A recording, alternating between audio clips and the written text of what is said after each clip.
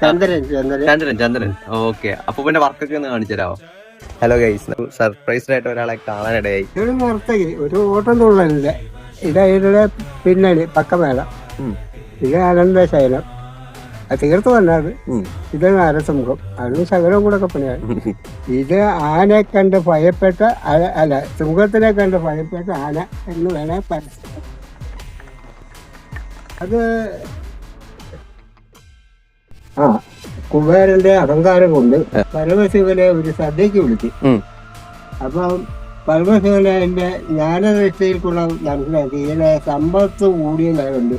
അതുകൊണ്ട് ഗണപതിനെ ആ സദ്യക്ക് പറഞ്ഞു. അതാണിത്. അവസാനമല്ല. അപ്പൊ ഗണപതി ഉണ്ടായിരുന്നത് മുഴുവൻ നിർണയിച്ച് അവസാനം അവിടെ ഇരുന്നിട്ട് നവവിളക്ക് വരെ എടുത്ത് വിഴുങ്ങണ ഭാഗമാണ്. ಭಸ್ಮರುದ್ರಾಕ್ಷವ ಧರಿಸಿದ ಪರಮ ವೈಷ್ಣವನು ನೀ.